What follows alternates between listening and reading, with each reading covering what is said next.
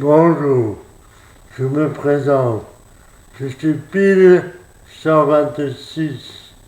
Aujourd'hui, nous allons aborder un sujet sensible qui est le rejet de la personne à mobilité réduite. Dans les années 60-70, les personnes à mobilité réduite ont été rejetées et non reconnues par l'État. Donc, vivaient cachés dans des institutions d'asile psychiatrique. Tout était mélangé. Handicap physique et moteur avec troubles mentaux. Dans les années 75-79, l'État a décidé de refaire des nouveaux établissements pour séparer les deux mondes, handicap mental et handicap physique moteur. Donc, deux mondes à part. Dans les années 79, j'ai fait des séjours en institution dans le fameux établissement où étaient placés ce type de personnes, handicap physique.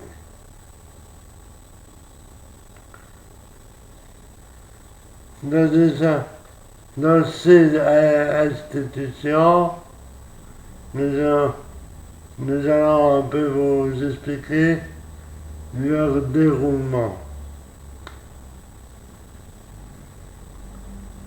En fait,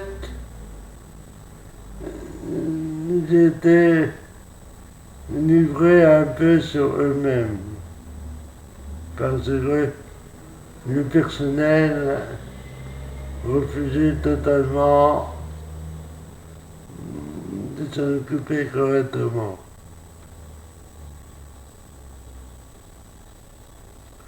L'État a décidé de ne pas les intégrer dans une société. Pourquoi? Parce qu'ils représentaient la honte dans une société. Donc, l'État a obligé à les cacher pour ne pas les montrer à d'autres personnes valides.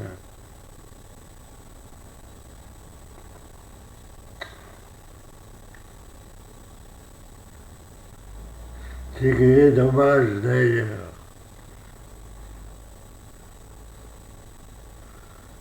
Ces personnes en situation de handicap, en fait, étaient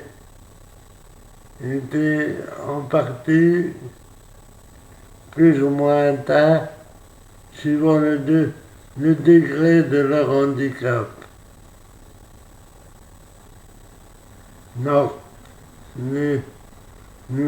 l'État a dit qu'on ne pouvait pas en tirer un bénéfice par rapport à ce type de personnes. C'est que dommage d'ailleurs.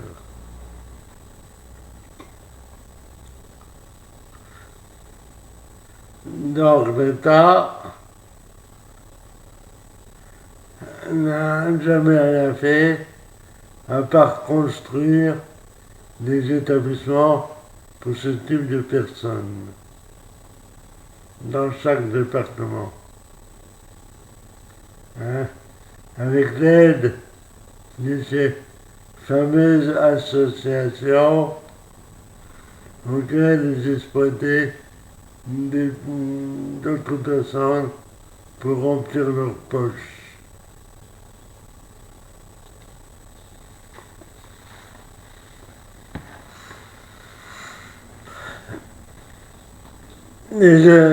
les institutions ne, ne, ne progressaient pas, en fait, n'aidaient pas beaucoup ces personnes à mieux s'intégrer ou à faire une vie sociale avec ces gens. Donc, ils ont décidé de les laisser comme ils sont, dans une tristesse, sans aucun sentiment, ni amour.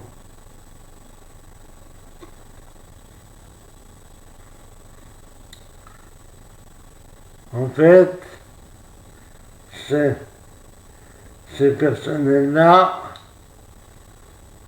à part prendre leur café et parler de leur histoire de fesses, ou bien autre conversation, s'empêchaient éperdument.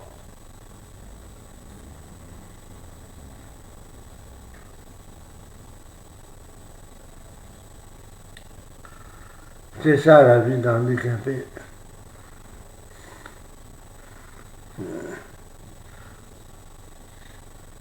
Dans les années 79, quand j'ai fait mon premier séjour dans ce type d'établissement, c'était à la fondation Bompard, à Novéan-Metz.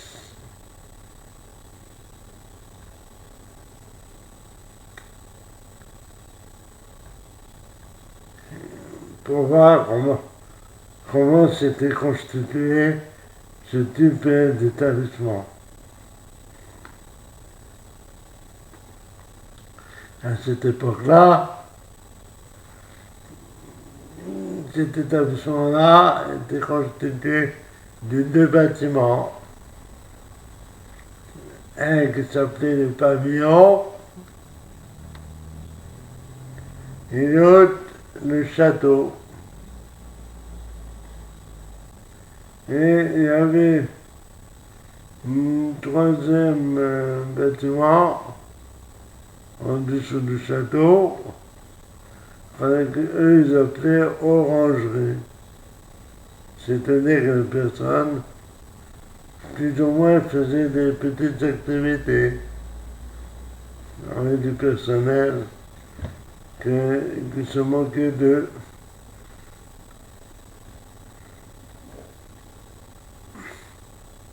Hein? C'est ça les établissements. Quand tu faisais une chose, eh bien, il est abîmé. Mais tu moquais, parce que c'était pas mal fait, pas fait correctement. Ou bien, il était fait moyennement.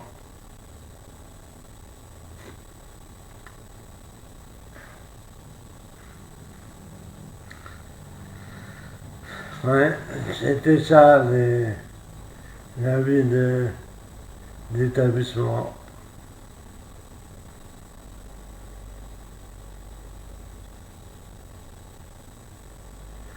Dans cet établissement, toujours,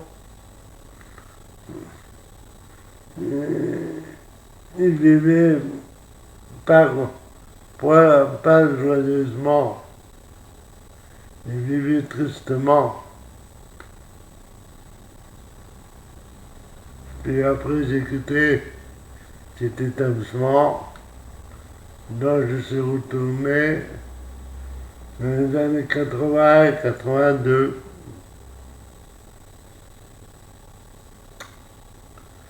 Dans les années 80 et 82, j'ai fait la connaissance d'un jeune homme. Celui-ci se prénommait Jean-Marie Confil. ce monsieur-là a été abandonné à l'âge de 16 ans. C'est-à-dire que les parents l'ont laissé tomber. Il a fait d'établissement en établissement pour finir tout compte fait aux Fondations Bompard. Donc aujourd'hui, décédé de chagrin.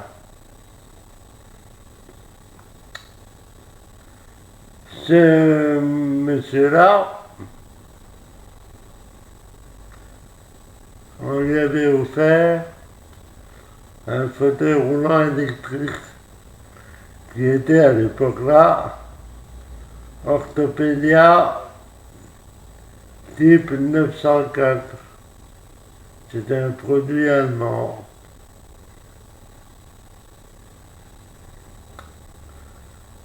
Ce monsieur-là, vu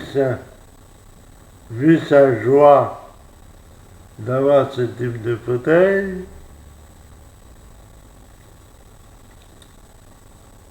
il s'amusait avec. Il roulait, il s'amusait, il était sans clignotant. Lui, il était très heureux avec ce fauteuil. Et un beau jour, ils ont supprimé son fauteuil pour retirer l'équipement de route. Parce que ce personnel-là ne voulait pas trop s'emmerder ou s'ennuyer à le mettre en charge. À part qu'il ne foutait rien, même ça, il ne voulait même pas faire.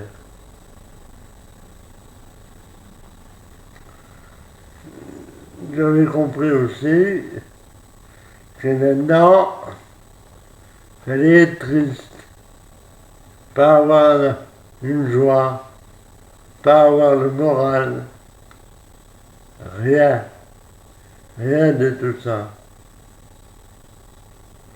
Ou bien quand il y en avait qui rigolaient, le personnel, il disait pourquoi tu rigoles? C'est complètement idiot. Tu rigoles pour rien.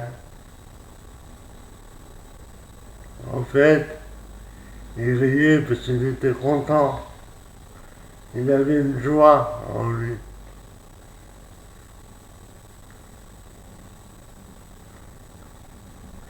Cette joie, hélas, s'est perdue au fur et à mesure du temps. Parce que ça, c'était des personnes qui étaient placées à vie. C'est-à-dire, ils rentraient là-dedans, ils mouraient là-dedans. C'était ça, la vie.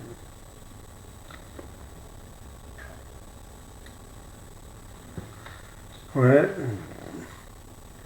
En fait, quand ils étaient majeurs, quand ils avaient 20 ou 25 ans, ils touchaient de l'argent de poche. À l'époque-là, c'était pas beaucoup. C'était 200 francs à l'époque-là, parce que c'était en francs. 200 francs, on ne faisait pas grand-chose non plus.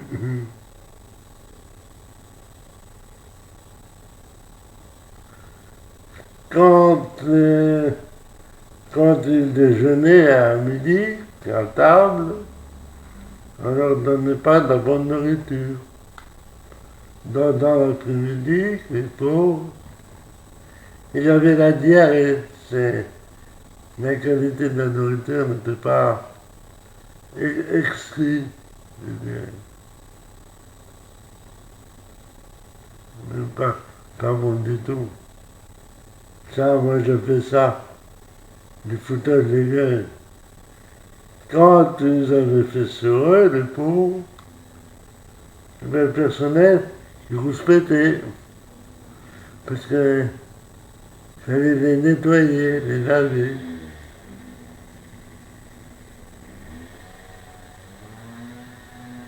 Et tout ça. Donc, maltraitance psychologique. Tout ça à cause d'une nourriture mal donnée et des choses périmées. Vous savez, quand une personne a une diarrhée, c'est pas pour rien. Il y a plusieurs facteurs de diarrhée.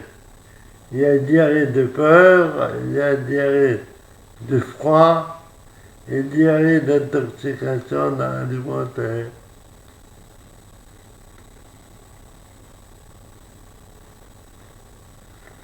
C'était ça. Personnel, je me demande pourquoi ils étaient là, parce qu'en fin de compte, ça ne servait pas à grand-chose ce personnel. C'était même honteux. Honteux. En fait, c'est ça la vie d'établissement.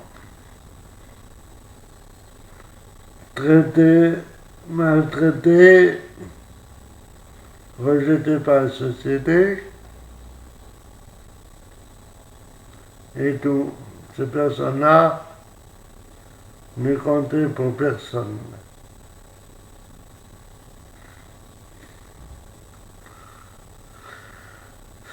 Pour moi, cet établissement-là, et puis la Fondation Bompard, je répète, était un mouroir. C'est-à-dire, vous rentrez dedans, puis vous ne ressortez plus. Et j'appelais aussi une prison. Pourquoi une prison? Parce qu'on ne pouvait rien faire. Rien. Il y avait des cas assez lourds quand même, comme handicap. Ça, certes. Mais ils avaient tous leur tête. Pas de vie sociale, rien.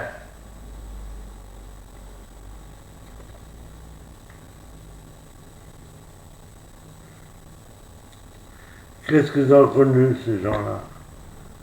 Mais ils n'ont rien connu. Parce qu'ils n'avaient ni télé, ni rien. Parce qu'ils n'avaient pas les moyens de s'en acheter. Et puis les chambres ne permettaient pas d'avoir des télés, ou des télés pourries, qui fonctionnaient un coup sur trois. Mais ils n'avaient pas leur télé personnelle. Sauf ceux qui avaient les moyens, qui étaient placés, qui touchaient un peu plus d'argent que les autres. C'est là, à la rigueur, oui. Mais les autres, non. Dans ces chambres-là, ça sentait le froid, la mort, le désarroi, le désespoir.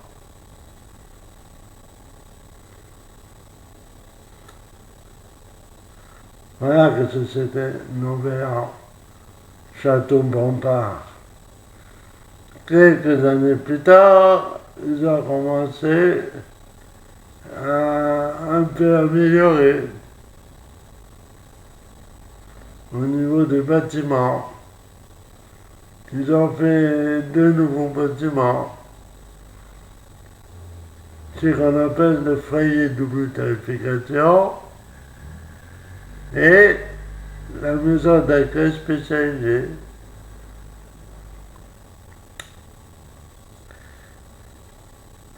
Dans ces 2 bâtiments-là, commençant par le foyer double tarification, il y avait des troubles légèrement mentaux.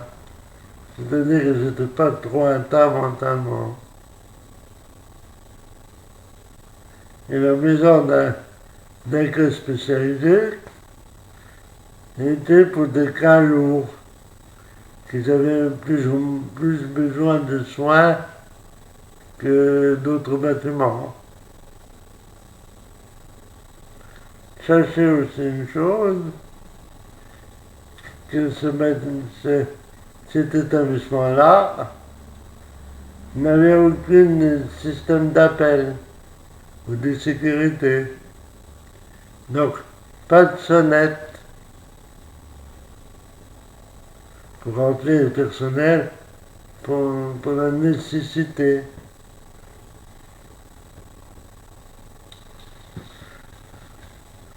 C'est-à-dire que quand ils avaient envie d'aller aux toilettes, pendant la nuit, ça arrivait, et bien ils appelaient à voix haute, parce que ils n'avaient que ce moyen-là pour appeler la personne soignante. Sauf que là, il y avait 3 étages. Premier, deuxième et troisième. Si les personnes étaient au troisième, bien, ils ne pouvaient pas l'entendre. Parce que la voix ne portait pas aussi haute. Donc, il faisait sur lui, dans le lit. Un jour, dans la nuit, pendant ce jour-là, dans cet endroit-là, j'ai entendu un résident qui a appelé, et le personnel ne venait pas. Donc, il a fait sur lui, dans le lit. Et après, le personnel est venu, bien, il a rouspété, parce qu'il ne pouvait plus se retenir. Donc, il a rouspété, il a changé le lit. C'est ça, le personnel d'établissement. C'est ça, l'ambiance des établissements.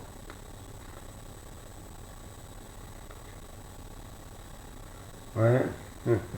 Il a pris du service aux personnes handicapées. Sacré service. Pourrait bien s'en passer.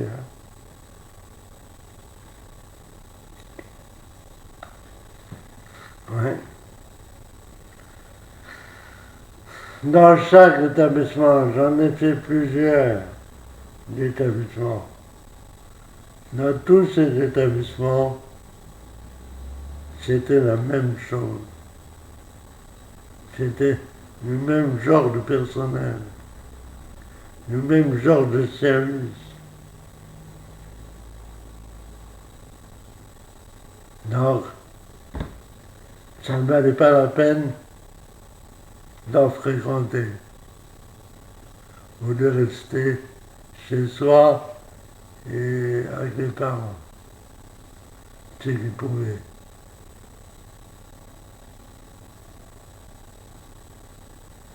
Ouais.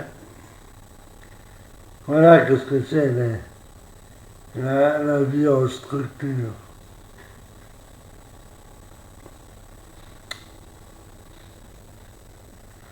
Ce que moi j'aimerais faire,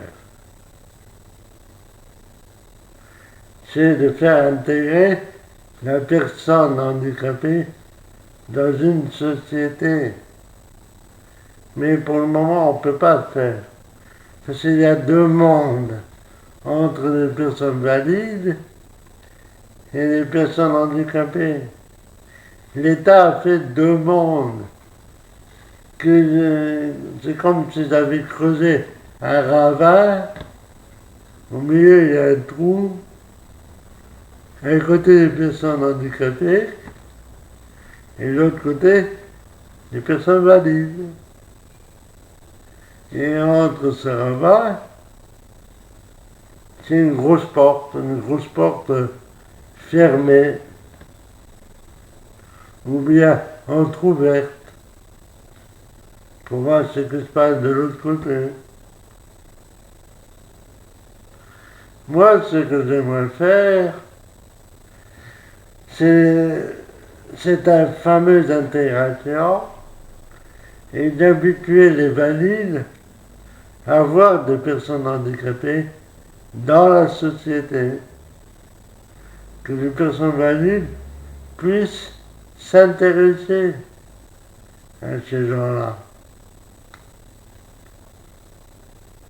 aller vers eux, communiquer avec eux. Vous savez, nous ne sommes pas des bêtes et nous ne sommes pas des monstres. Nous sommes des êtres humains qui ont également les sentiments de l'amour et de l'affection, comme vous, personnes valides.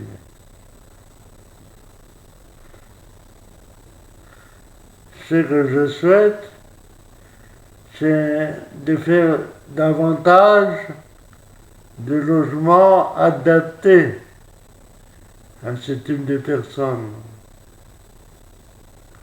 Pas à 10% comme il est maintenant,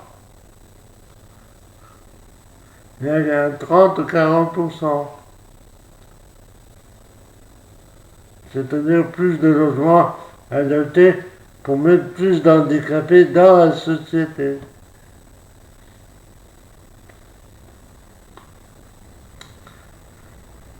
C'est ça que j'aimerais. C'est que je ne comprends pas toujours,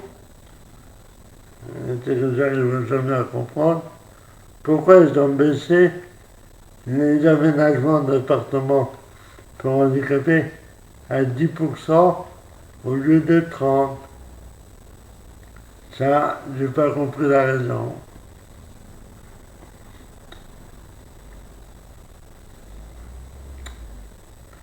Parce que vous savez, les personnes handicapées peuvent très bien faire des études,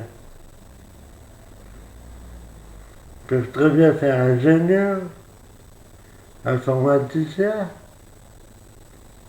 peuvent même faire médecin,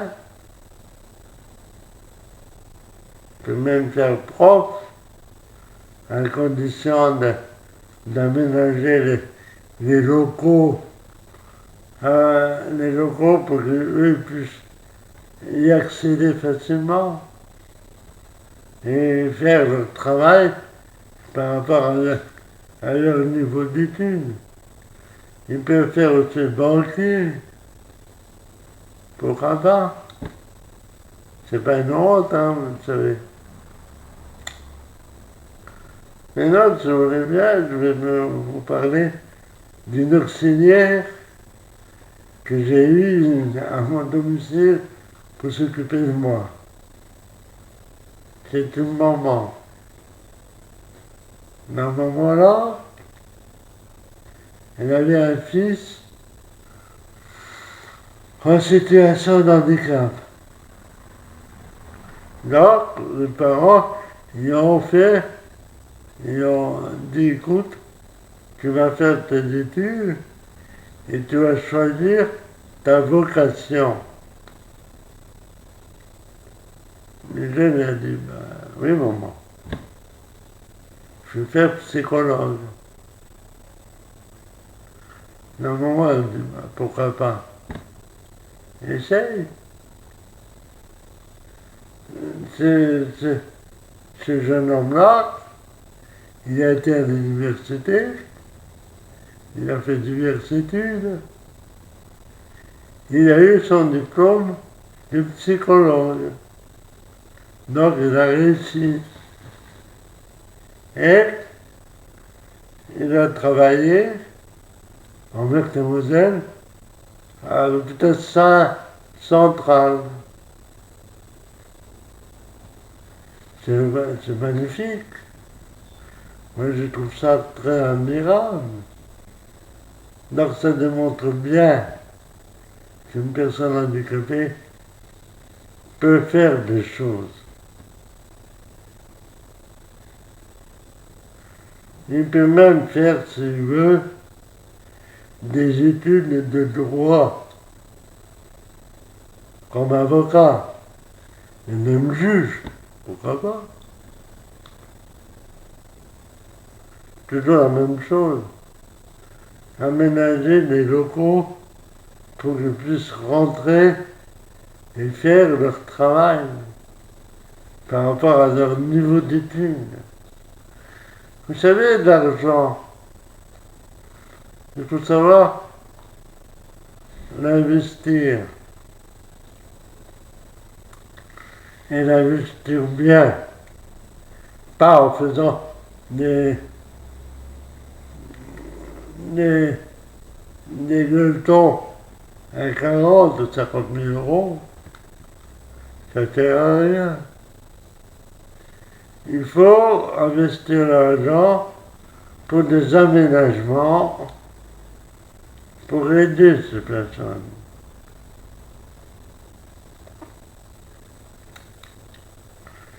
C'est très plus bénéfique que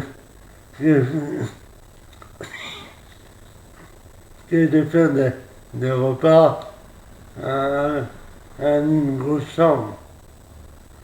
L'argent est mal investi. L'argent n'est pas investi dans le bon sens. À chaque fois, quand on parle de faire des aménagements, ils disent toujours « Ah, on n'a pas d'argent ». Mais bien sûr qu'ils ont l'argent. Sauf qu'ils n'ont pas envie de faire. C'est pas la même chose.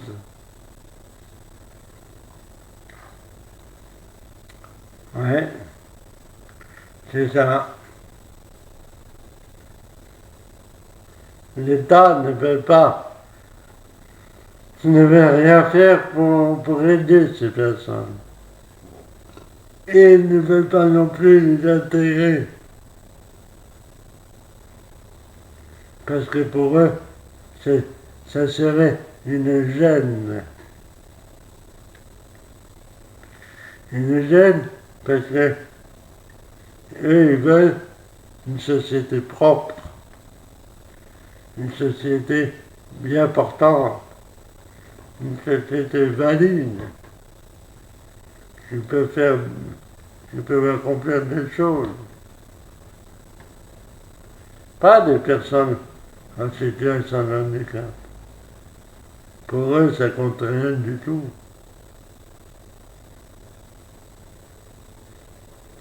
C'est ça qui est dommage. Hein? Il y a aussi un autre problème. Les structures de maintien à domicile.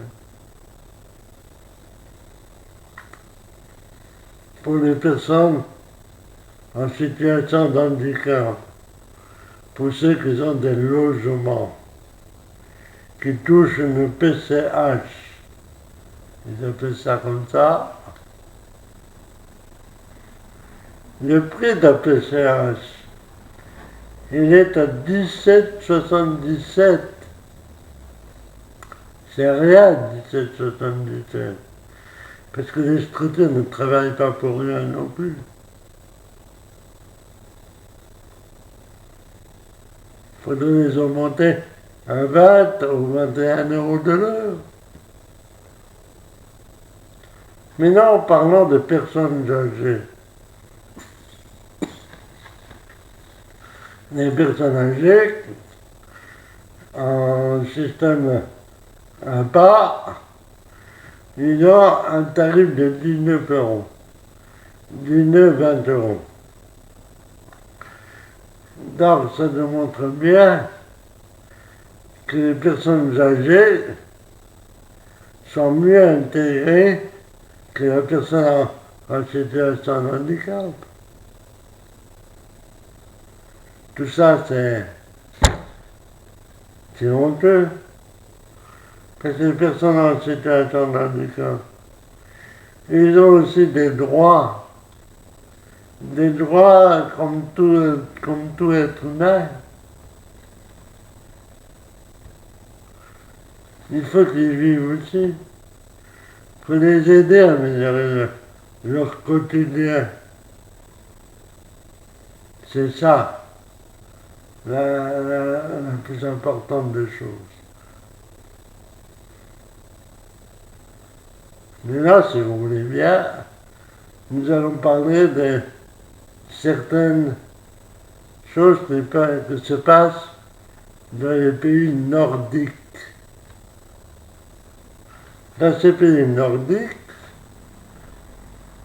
dont je vais vous donner les noms des pays, il y a la Suède, l'Allemagne, le Danemark, la Hollande, l'Angleterre, et même les États-Unis, les personnes handicapées est intégrée. Maintenant, moi je fais ça à nos voisins anglais. Eux, ils ont tout compris. Parce que la personne handicapée, elle est intégrée à tout point de vue, c'est-à-dire vie sociale, vie professionnelle, parce qu'ils peuvent travailler, et vie d'étudiant, parce qu'ils peuvent étudier, et également sur le plan sexuel, dans la vie sexuelle, comme tout être humain. Parlons sur le système sexuel. En Angleterre, ils ont fait des systèmes qu'on appelle assistantes sexuelles, qui est pris en charge une fois par an par la caisse d'assurance maladie.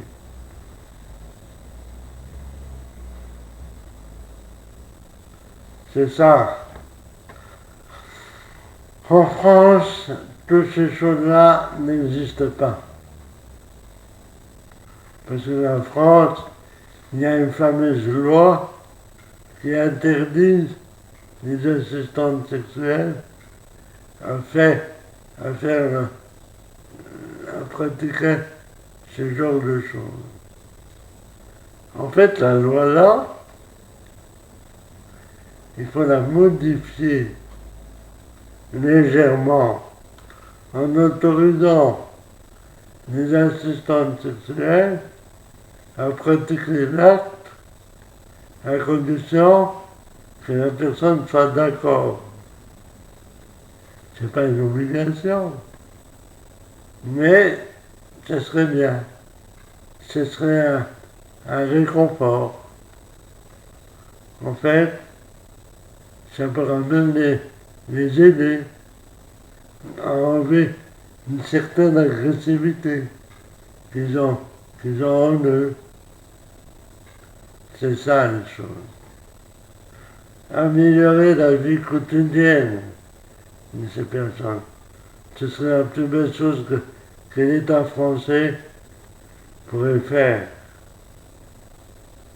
Et en obligeant les valides à les intégrer, à s'intéresser à eux, pas en les regardant et en les mettant de côté. C'est ça, les choses. Ouais, c'est ça. Il y a diverses choses à faire, mais on attend toujours. Voilà, je vous remercie pleinement. Je vous dis au revoir en souhaitant que vous m'avez compris.